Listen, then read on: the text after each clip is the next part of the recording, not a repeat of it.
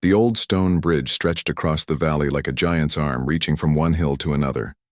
Below, the river moved slowly, carrying leaves and small branches toward the distant town. This was Millbrook Bridge, built over 100 years ago when the town was just starting to grow.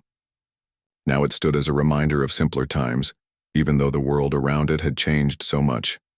Every evening at exactly 6:30, Harold Whitmore would begin his walk across this bridge.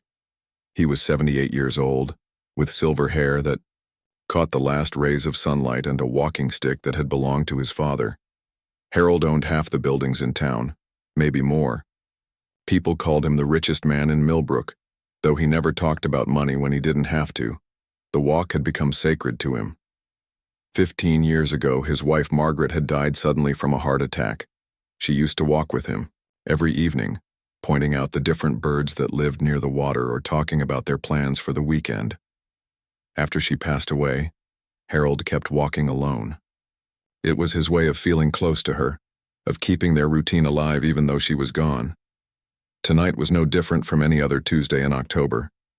The air was crisp but not cold, perfect for walking. Harold stepped onto the bridge at his usual time, his footsteps echoing softly against the stone. He wore his favorite brown coat, the one Margaret had bought him for their 50th wedding anniversary. In his pocket, he carried a small photo of them together, taken on their honeymoon in Italy. He always brought it on his walks. As Harold made his way across the bridge, he had no idea that someone was watching him. Hidden beneath the bridge's old stone alcove, 8-year-old Billy Chen was crouched in the shadows, trying to make himself as small as possible. Billy wasn't supposed to be there. He was supposed to be at soccer practice with the other kids from his school. But Billy had a secret that made his stomach hurt every time he thought about it. 3 days ago, Coach Williams had pulled him aside after practice and told him something that changed everything. Billy wasn't good enough for the team anymore. The other kids were getting better, faster, stronger. There just wasn't room for him this season. Maybe next year, the coach had said, but Billy would have to wait and see. The problem was Billy hadn't told his parents yet. How could he explain that he wasn't good enough? His mom and dad were so proud when he made the team. They bought him new cleats and a special water bottle with his name on it. His dad even took time off work to come watch his games. Now Billy had to tell them he failed, that he let them down. So instead of going home and facing the truth, Billy had been hiding. He told his parents he was staying late for extra practice. He told them the coach wanted the team to work harder, to spend more time training. Every lie made the sick feeling in his stomach worse, but he couldn't stop. He wasn't ready to disappoint them yet. The alcove under the bridge was Billy's secret place. He had discovered it months ago while exploring with his friend Danny. It was like a small cave carved into the stone, big enough for a kid to sit in but hidden from anyone walking above. From here, Billy could see the river and the path that led back to town. More importantly, nobody could see him. Billy had been sitting in his hiding spot for almost an hour when he heard the familiar sound of footsteps on the bridge above. He knew it was the old man who walked here every evening. Billy had seen him before, always alone, always carrying that wooden walking stick. The man seemed sad to Billy, the way he moved slowly and sometimes stopped to look out over the water for a long time. Tonight, Billy watched through a crack in the stone as Harold paused at the center of the bridge. The old man pulled something from his pocket and looked at it for a moment. Billy couldn't see what it was from his hiding place, but he could tell it was important by the careful way Harold held it. Then Harold put whatever it was back in his pocket and continued walking. What Billy didn't know was that across town, another man was also thinking about Harold Whitmore. This man's name was David Rivera, and he was 34 years old. David had once worked construction, building houses and fixing roads. He was good with his hands and took pride in his work. But that was before everything fell apart. David's family had owned a small house on Elm Street for 3 generations. His grandfather had built it himself, board by board, after coming to America with nothing but hope and determination. David's father had raised his family there, and David had planned to do the same. The house wasn't fancy, but it was home. It was everything. Then the economy got bad. David lost his job when the construction company he worked for went out of business. Bills started piling up. The bank wanted their mortgage payments, but David couldn't find steady work. He took odd jobs, worked part-time at a gas station, did whatever he could to keep his family afloat.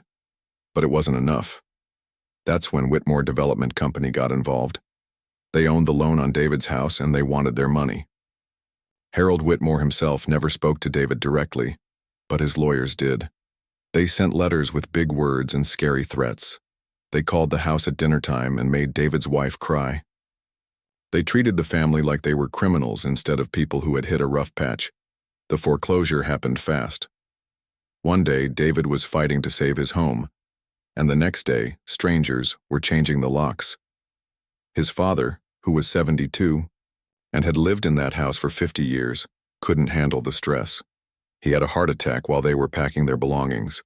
David held his father's hand in the hospital as the old man whispered that he was sorry, that he had failed the family.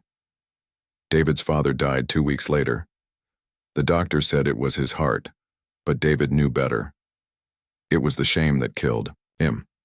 The shame of losing the house his own father had built, of watching his family become homeless, of feeling helpless when his son needed him most. For months after the funeral, David had tried to move on. He found a new job, rented a small apartment across town, and did his best to take care of his mother and sister. But late at night when he couldn't sleep, he would think about Harold Whitmore, the man who had so much money he could buy and sell entire neighborhoods without thinking twice. The man who probably didn't even remember David's family or their little house on Elm Street. Tonight, David was done thinking. He had been watching Harold's routine for weeks, learning when the old man walked and where he went. David had seen him on the bridge before, always alone, always vulnerable. Tonight felt like the right time to finally have that conversation David had been planning for so long. As the sun began to set behind the hills, 3 lives were moving toward the same point. Harold continued his peaceful evening walk, carrying memories of his lost wife and dreams of seeing his granddaughter get married next month. Billy stayed hidden in his stone cave, wrestling with shame about soccer and lies he had told his parents. And David walked through the streets of Millbrook, his heart pounding with anger and grief, heading toward a meeting that would change everything. None of them knew that in just a few minutes, their worlds would collide in a way that would haunt all of them forever. The evening air was getting cooler as Harold reached the middle of the bridge. This was always his favorite spot, where he could see the entire valley spread out below him like a painting. The river curved gently through the town, reflecting the last golden light of the day. Harold stopped and placed both hands on his walking stick, breathing in the familiar sense of autumn. He was thinking about Margaret again, remembering how she used to love this view. She would always point out something different each time they walked together. A new bird's nest in the oak tree by the water, flowers blooming in someone's garden, children playing in the park on the other side of town. Margaret had a gift for noticing the small, beautiful things that most people missed. Harold was so lost in his memories that he didn't hear the footsteps approaching from behind until they were very close. When he turned around, he saw a man walking toward him. The stranger was younger, maybe in his 30s, with dark hair and clothes that had seen better days. There was something in the man's eyes that made Harold feel uncomfortable, though he couldn't quite say what it was. "Excuse me," the man said, his voice carrying a tone that wasn't quite friendly. "Are you Harold Whitmore?" Harold straightened up a little, gripping his walking stick more tightly. After decades in business, he had learned to be cautious when strangers approached him, especially when they knew his name. "Yes, I am," he replied carefully. "Do we know each other?" The man stepped closer, and Harold could see his face more clearly now. There was pain there, deep and raw, mixed with something that looked like anger. "My name is David Rivera," the man said. "You probably don't remember me, but you sure changed my life." Harold searched his memory, but the name didn't mean anything to him. Over the years, he had dealt with thousands of people through his business. Tenants, buyers, sellers, contractors. It was impossible to remember them all. "I'm sorry," Harold said politely, "but I don't recall meeting you. Perhaps you could remind me?" David's jaw tightened. "Elm Street," he said, his voice getting harder. A little blue house with white trim.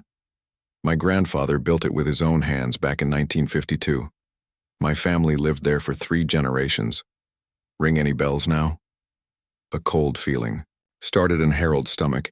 He knew what this was about now. Foreclosures were always the worst part of his business, but they were necessary sometimes. People bought houses they couldn't afford, then expected miracles when times got tough. It wasn't personal. It was just business. But try explaining that to someone who had lost their home.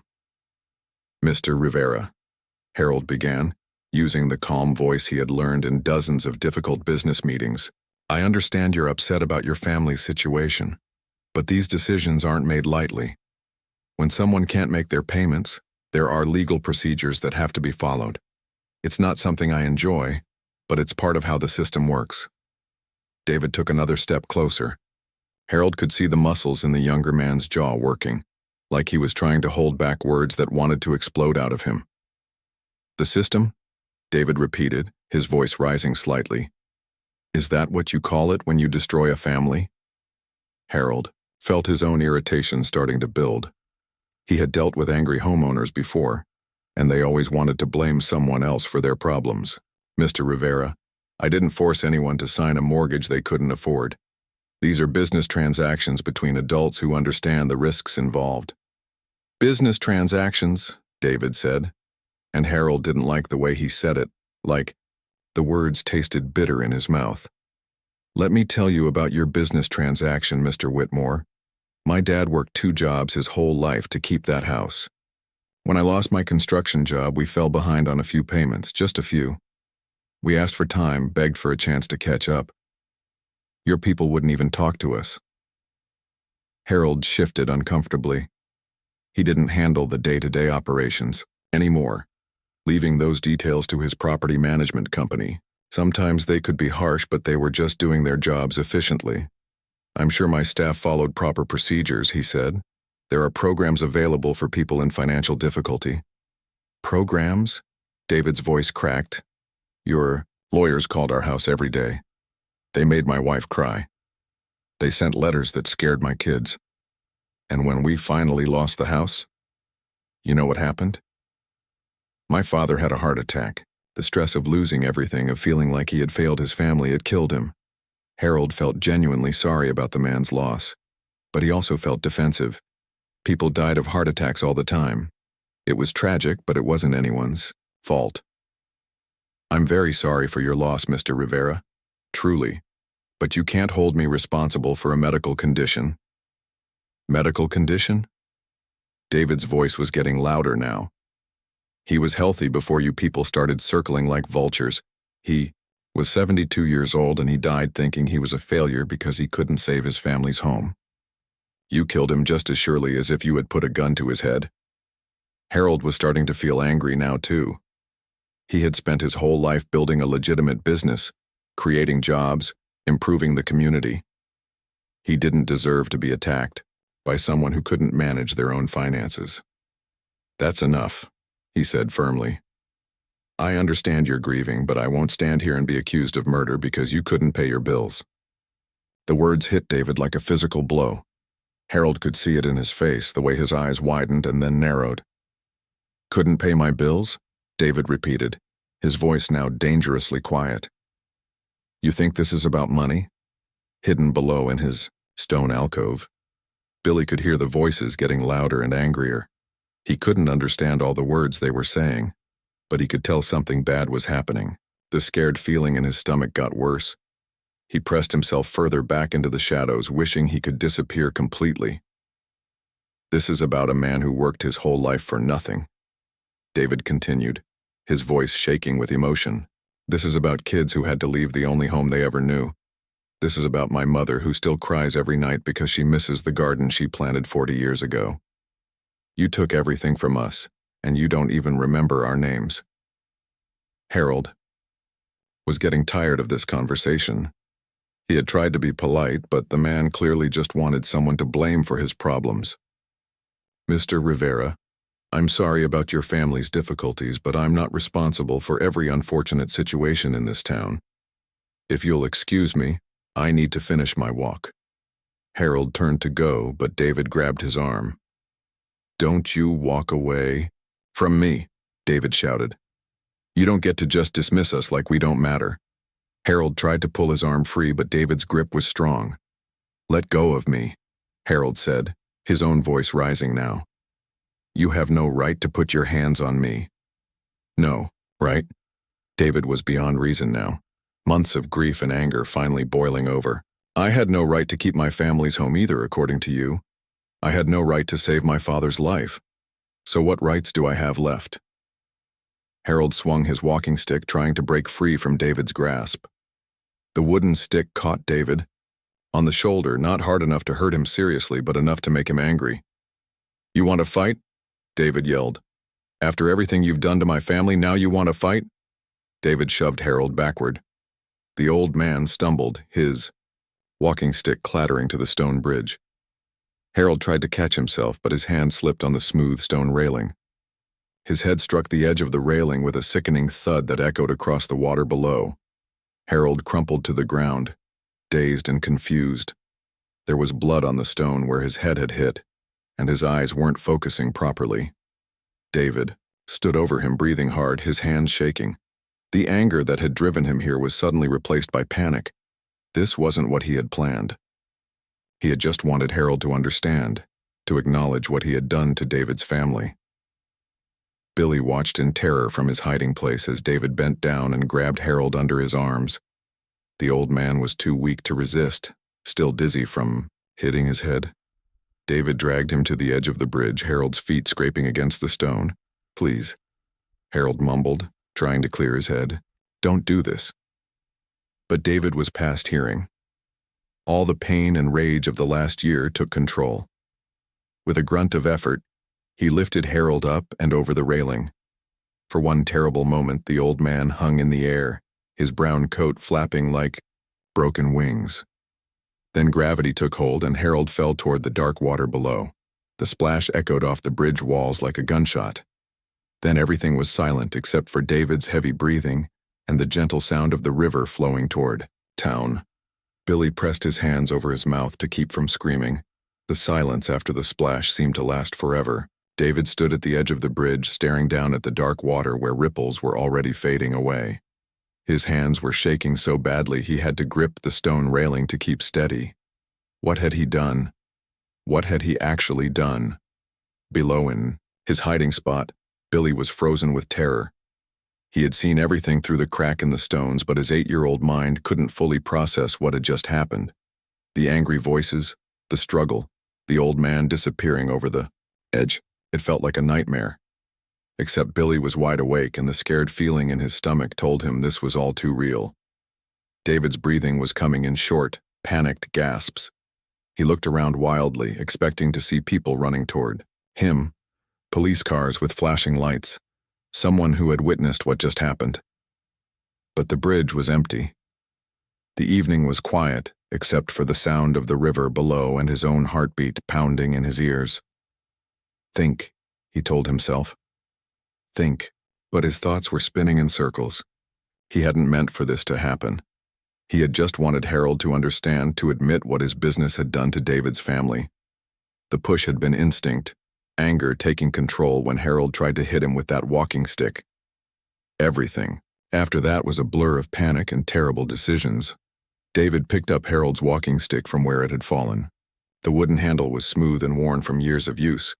For a moment he almost threw it over the bridge too, but something stopped him. Getting rid of evidence would make this look planned, like murder. But it wasn't murder, was it? It was an accident. A terrible accident that happened because an old man had tried to walk away from taking responsibility for his actions. Instead, David carried the walking stick to the far end of the bridge and left it leaning against the stone wall. Maybe someone would think Harold had dropped it there before jumping. Maybe they would think the old man had taken his own life. People might believe that a lonely widower had finally decided to join his wife. David's mind was racing now, planning and scheming, even though part of him felt sick about it. He walked back across the bridge, looking for anything else that might connect him to what had happened. He found a few drops of blood on the stone where Harold's head had hit the railing. David took off his jacket and wiped the blood away as best he could. In the dim evening light, he couldn't tell if he had gotten it all, but it would have to be good enough. The jacket was a problem. There might be Harold's blood on it or fibers from his clothes. David bundled it up and decided he would burn it when he got home. He would tell his girlfriend Lisa that he had spilled something on it, that it was ruined. Anyway, she wouldn't ask too many questions. As David walked away from the bridge, his legs felt weak and unsteady.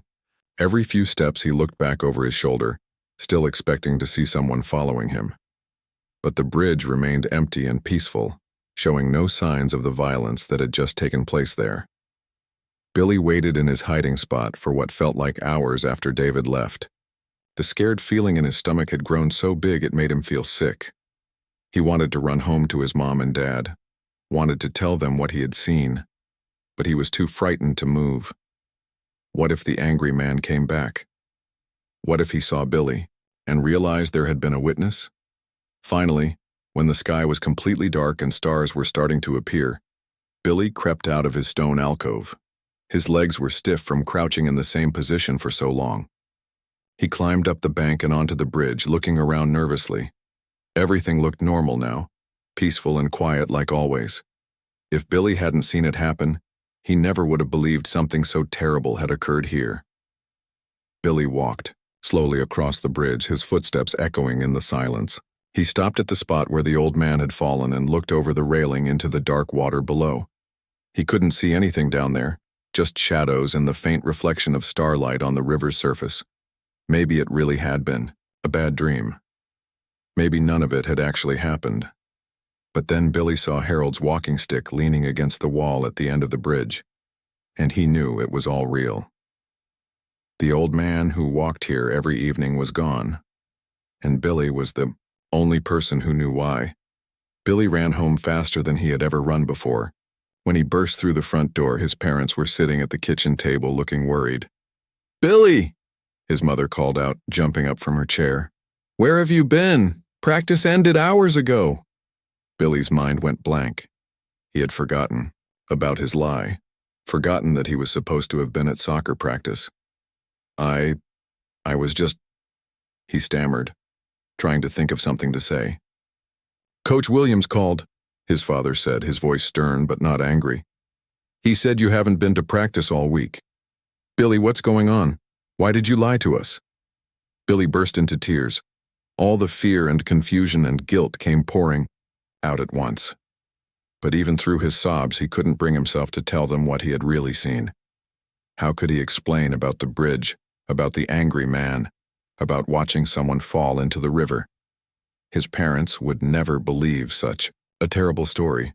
"I got cut from the team," Billy finally managed to say between tears. "Coach said I wasn't good enough anymore. I was too embarrassed to tell you." His parents exchanged a look of relief and concern. This was something they could understand, something normal and fixable. His mother knelt down and pulled Billy into hug. "Oh, sweetheart," she said softly. "You never have to be embarrassed about something like that with us. We're proud of you no matter what." "But I wanted to make you happy," Billy said, his voice muffled against his mother's shoulder. "I wanted to be good at something." "You are good at lots of things," his father said, sitting down beside them. "Soccer is just a game. It doesn't matter if you're the best player or not. What matters is that you tried your best and that you're honest with us. No more lies, okay?" Billy nodded, but inside he felt even worse. He was still lying, keeping the biggest and most terrible secret of his life from the people who loved him most. But how could he tell them? How could he explain that he had watched a man die and done nothing to help? The next morning, Billy woke up hoping that maybe it really had been a nightmare. But when he turned on the television while eating breakfast, the local news was already reporting the story. Millbrook business owner Harold Whitmore was found dead in the river early this morning, the news anchor was saying. Police are investigating the circumstances surrounding his death. Billy's cereal turned to paste in his mouth. It was real. It had all really happened. The angry man named David, the fight on the bridge, the splash in the dark water. And Billy was the only person who knew the truth. Over the next few days, Billy watched the news reports with growing anxiety. The police were calling it a possible suicide. They said Harold had been depressed since his wife died, that maybe he had decided he couldn't go on without her. They found his walking stick on the bridge and thought he might have left it there before jumping. Billy wanted to scream at the television. It wasn't suicide. The old man hadn't jumped. But every time he opened his mouth to tell his parents, fear closed his throat. What if they didn't believe him? What if the angry man found out Billy had told someone? What if Billy got in trouble for being at the bridge when he should have been at soccer practice? The secret grew heavier every day, like a rock in Billy's chest that made it hard to breathe.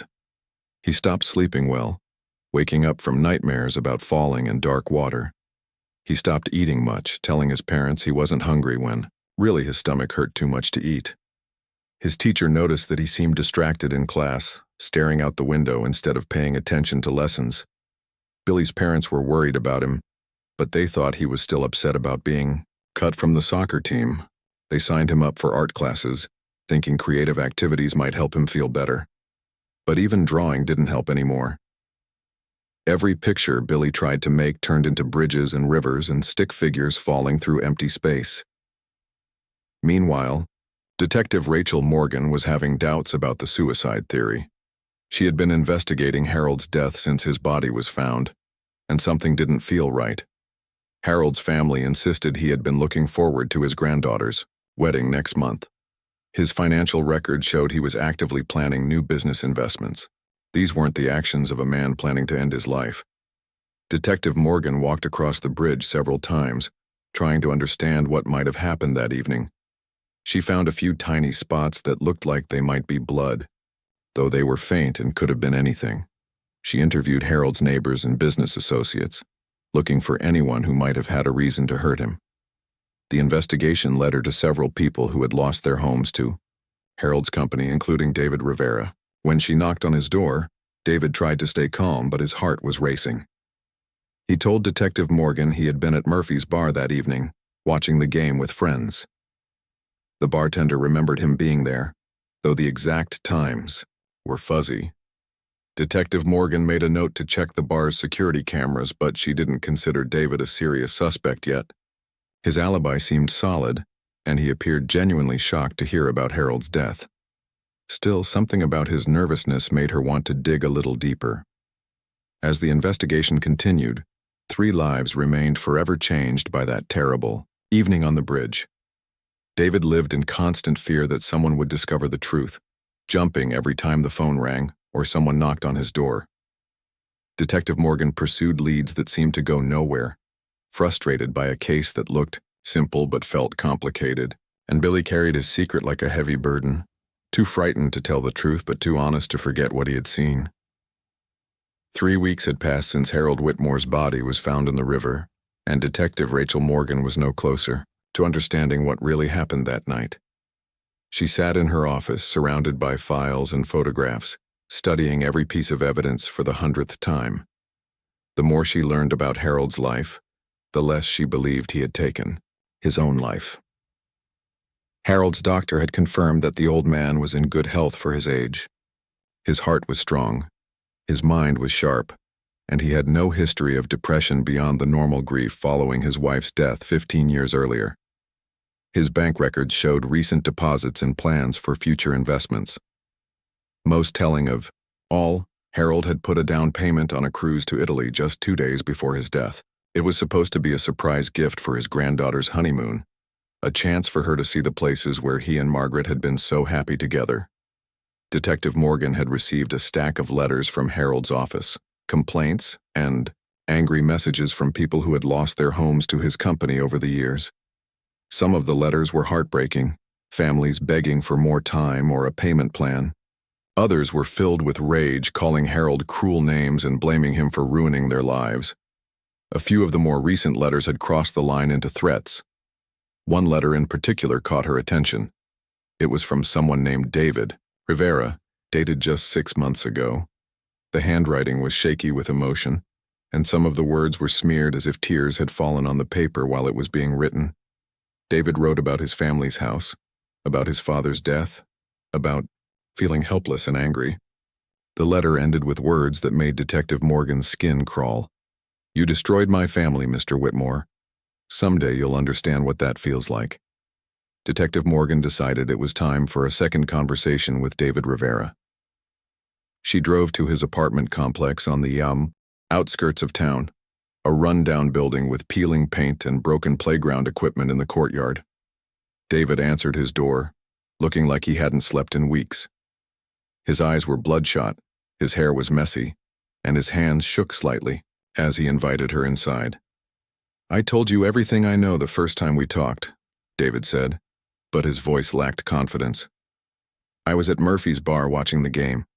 You can check with anyone who was there. Detective Morgan had already checked. The bartender remembered David being there that evening, but the timeline was getting fuzzier the more people she talked to.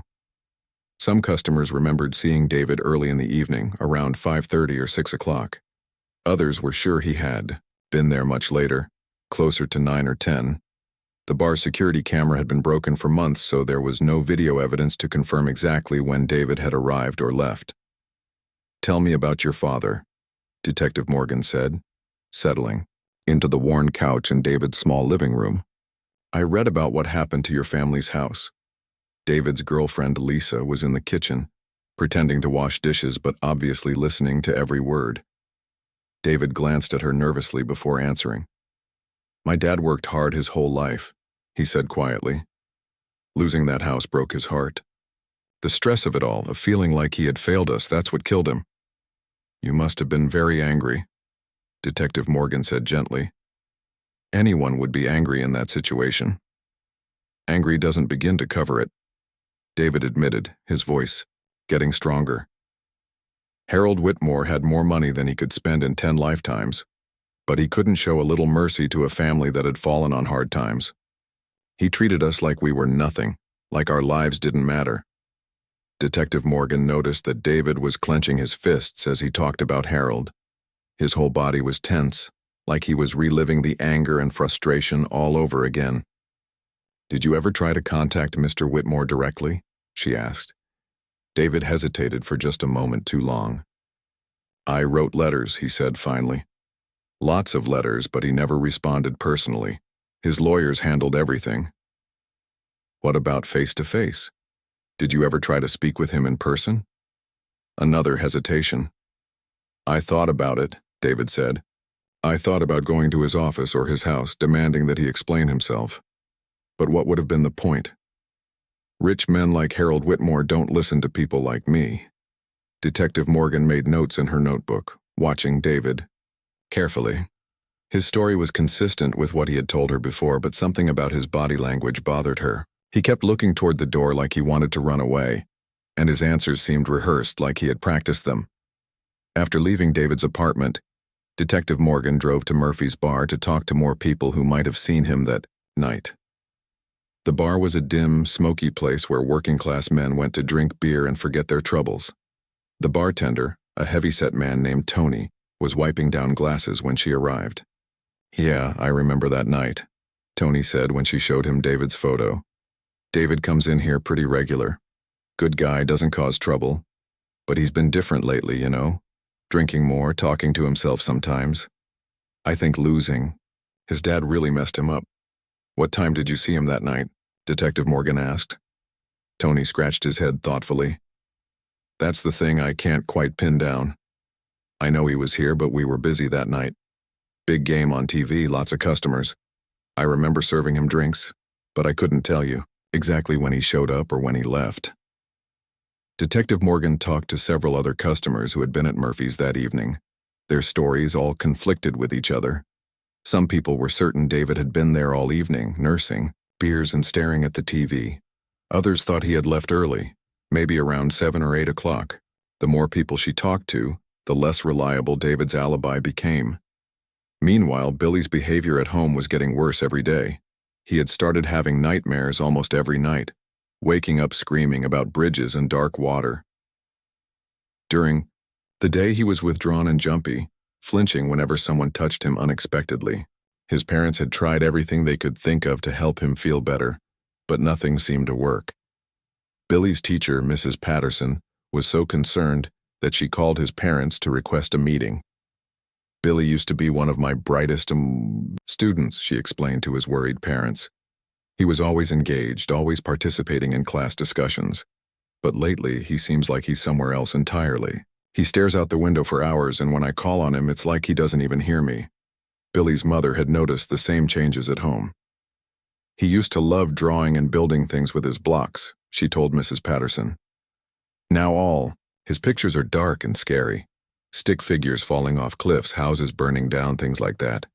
And he won't play with his friends anymore. When they come to the door, he hides in his room. Mrs. Patterson suggested that Billy might benefit from talking to the school counselor, Dr. Kim Lopez. She was a kind woman who specialized in helping children work through difficult emotions. Dr. Lopez had seen many kids who were struggling with various problems, from divorce at home to bullying at school, but Billy's case felt different from the start. During their first session together, Billy sat in the corner of Dr. Lopez's office, his knees pulled up to his chest, barely speaking above a whisper. When she asked him about school or his friends, he gave short, one-word answers. But when she mentioned anything about feeling scared or worried, Billy's whole body would tense up. Sometimes kids see things that upset them, Dr. Lopez said gently during their third meeting. Sometimes they witness accidents or arguments between adults, and it can be very frightening. Has anything like that ever happened to you, Billy? Billy's eyes went wide, and for a moment Dr. Lopez thought he might finally open up. But then he shook his head quickly and looked away. I don't know what you mean, he mumbled.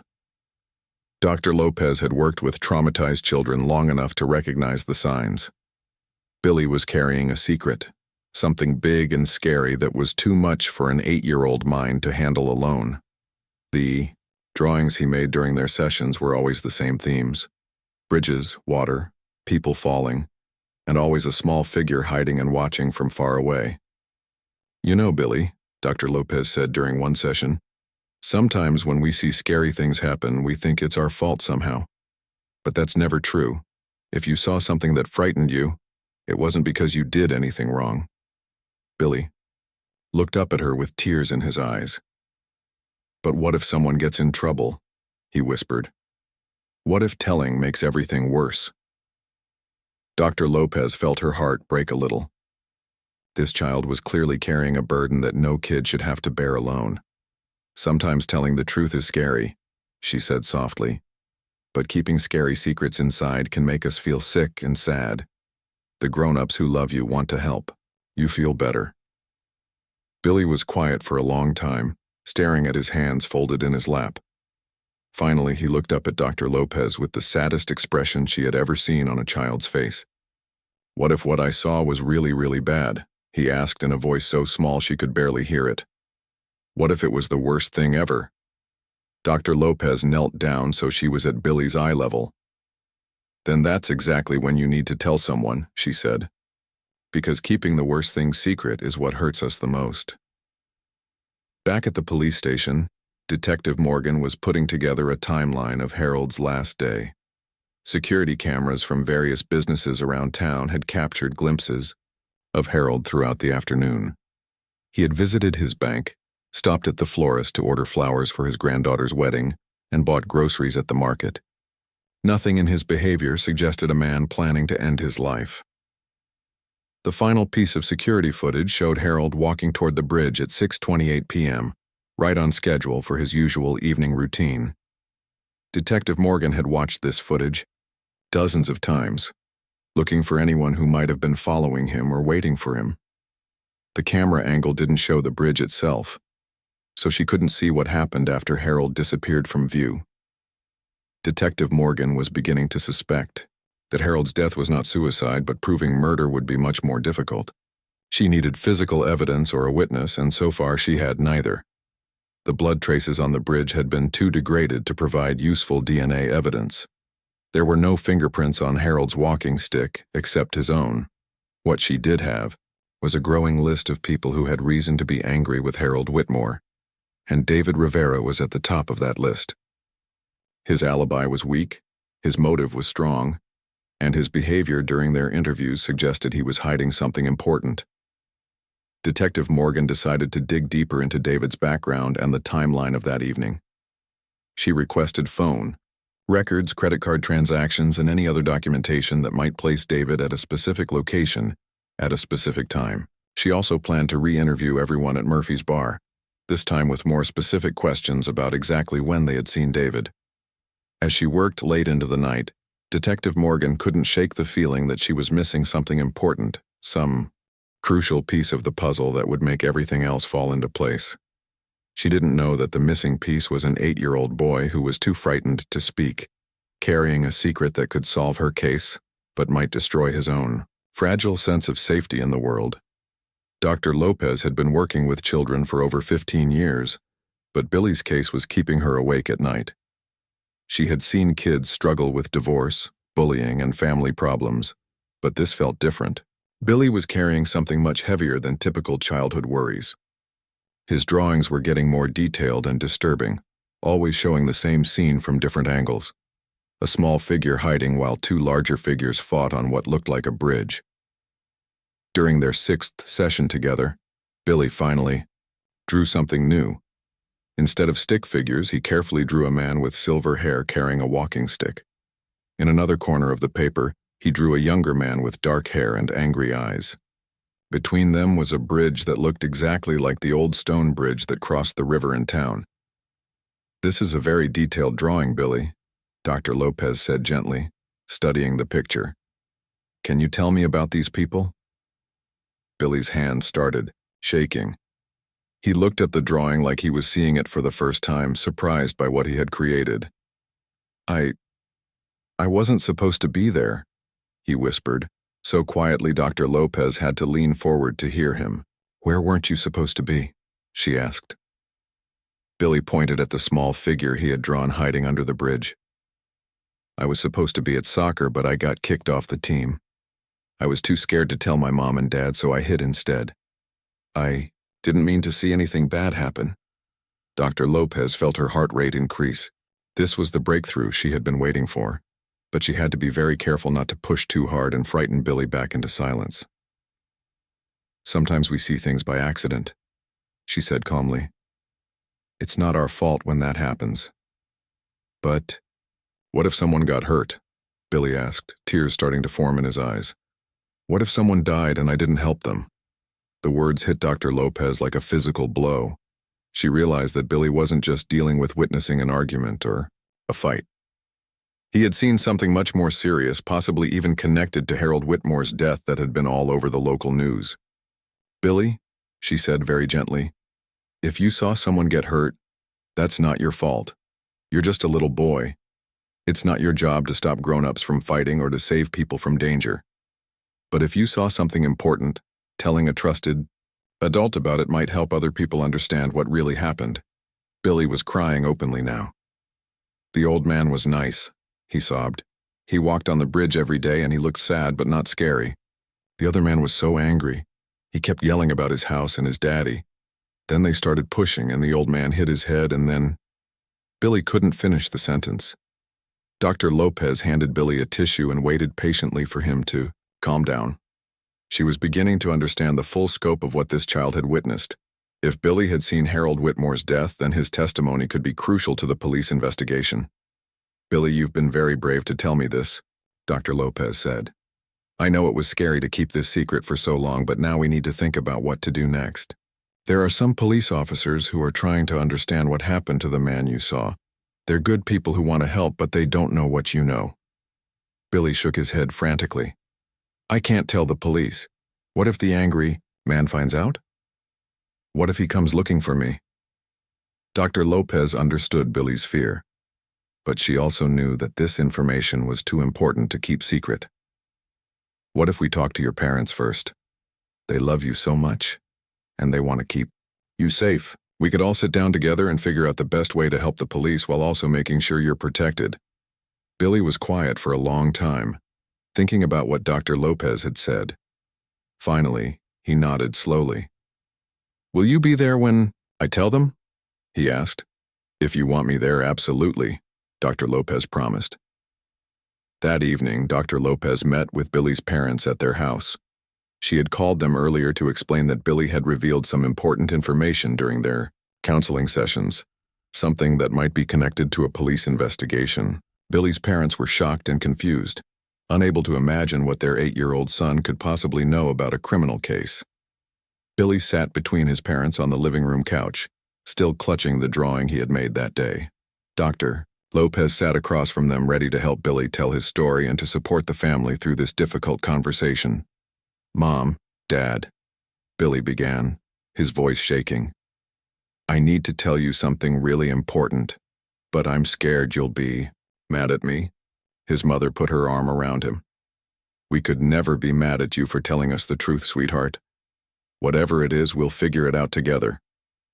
Billy took a deep breath and began to tell his story. He explained about being cut from the soccer team, about lying to them about extra practice, about hiding under the bridge instead of coming home. His parents exchanged worried glances, but they didn't interrupt. Then Billy told them about the evening he saw Harold Whitmore die. He described the argument between Harold and the angry man named David, the fight, the moment when Harold fell into the river. By the time Billy finished talking, both of his parents had tears in their eyes. "Oh, Billy," his father said, pulling him into a tight hug. "You must have been so scared. Why didn't you tell us right away?" "I was afraid you'd be mad about soccer," Billy said. "And I was afraid the angry man would hurt our family if he knew I saw what happened. I thought maybe if I didn't tell anyone, I could pretend it wasn't real." Billy's mother was crying now too. "Honey, you never have to be afraid to tell us anything. We're your parents, and our job is to protect you and help you, no matter what." Dr. Lopez explained to Billy's parents that they needed to contact the police, that Billy's testimony could be crucial to solving Harold's case. She also assured them that there were procedures in place to protect child witnesses, that Billy wouldn't have to face the suspect directly, and that trained professionals would help him through the process. The next morning, Detective Morgan received a phone call that changed everything. Billy's father explained that his son had witnessed Harold Whitmore's death and was ready to speak with police. Detective Morgan could hardly believe what she was hearing. After weeks of investigating with no solid leads, a child witness had finally come forward. Detective Morgan met with Billy and his family at the police station, in a special room designed to be comfortable for children. The walls were painted with cheerful colors, and there were toys and books scattered around to help kids feel at ease. Dr. Lopez was there too, ready to help Billy if he became too frightened or overwhelmed. Billy told his story again, this time with even more detail. He described exactly what David Rivera looked like, what both men were wearing, what they said to each other during their argument. He explained how Harold had tried to walk away, how David had grabbed him, how Harold had hit his head on the bridge railing before being thrown over the edge. Detective Morgan listened carefully, taking detailed notes. Billy's account matched perfectly with the physical evidence she had found. The blood traces on the bridge, the location where Harold's walking stick was discovered, the injuries on Harold's body. More importantly, Billy's description of David Rivera's appearance and clothing matched what Detective Morgan had observed during her interviews. "Billy, you've been incredibly helpful," Detective Morgan said gently. "I know this was scary to talk about, but you've given us information that will help us understand what really happened to Mr. Whitmore." With Billy's testimony, Detective Morgan finally had probable cause to arrest David Rivera. She obtained a search warrant for his apartment and found the jacket he had been wearing that night, hidden in the back of his closet. Even though David thought he had cleaned it thoroughly, forensic experts found microscopic traces of Harold's blood on the fabric. When Detective Morgan arrived at David's apartment with a team of officers, David knew immediately that his secret was finally out. He saw the police cars outside his building and felt a strange sense of relief mixed with terror. For weeks he had been living in constant fear of this moment, jumping at every unexpected sound, barely sleeping, drinking too much to numb the guilt and anxiety. "David Rivera," Detective Morgan said as she placed handcuffs on his wrists. "You're under arrest for the murder of Harold Whitmore." David didn't resist or try to run. He was exhausted from carrying the weight of what he had done, tired of lying to Lisa, tired of pretending everything was normal when his whole world had collapsed that night on the bridge. At the police station, David finally confessed to everything. He told Detective Morgan about the months of anger and grief following his father's death, about the letters he had written to Harold that went unanswered, about his decision to confront Harold on the bridge. He explained that he hadn't planned to hurt anyone, that the push had been a moment of rage and panic when Harold tried to hit him with the walking stick. "I never meant for him to die," David said, his head in his hands. "I just wanted him to understand what he had done to my family, to take some responsibility for his actions. But when he tried to dismiss me, when he acted like my father's life, didn't matter, I just lost control." Detective Morgan felt sad for David even as she processed his confession. She could see that he was genuinely remorseful, that this wasn't the action of a cold-blooded killer, but of a man who had been pushed beyond his breaking point by grief and anger. Still, Harold Whitmore was dead, and David would have to face the consequences of his actions. The trial took place 6 months later. Billy's testimony was given via video link to protect his privacy and safety. He had continued working with Dr. Lopez and had made remarkable progress in dealing with his trauma. He was sleeping better, playing with friends again, and had even joined a new soccer team at a recreational league where the emphasis was on fun rather than competition. During the trial, David's lawyer argued that the death had been accidental, the result of a confrontation that got out of hand rather than premeditated murder. The prosecutor countered that David's decision to throw Harold over the bridge, even in a moment of panic, constituted murder regardless of his original intentions. Billy's testimony proved crucial to the prosecution's case. His clear, detailed account of what he had witnessed helped the jury understand exactly what had happened that night on the bridge. Despite his young age, Billy was a compelling witness, and his obvious honesty and innocence made his story impossible to doubt. David was ultimately convicted of second-degree murder and sentenced to 25 years in prison. As he was led away in handcuffs, he looked toward the section of the courtroom where Billy sat with his parents and Dr. Lopez. For a moment, their eyes met across the room. David mouthed the words, "I'm sorry," before being taken away to begin his sentence. In the months that followed, Billy continued to heal with the help of his family and Dr. Lopez. He learned that doing the right thing, even when it's scary, is what makes someone truly brave. His parents were incredibly proud of their son's courage in coming forward, and they made sure he knew that his honesty had helped bring justice for Harold Whitmore and his family. Harold's granddaughter sent Billy a letter thanking him for his bravery. She told him that knowing the truth about her grandfather's death had helped her family find closure and peace. Harold had been a good man who had made some mistakes in business, but he didn't deserve to die for those mistakes. The case became a turning point for Billy, teaching him that even the most frightening truths are better shared than kept secret, and that sometimes the smallest voices can make the biggest difference in seeking justice.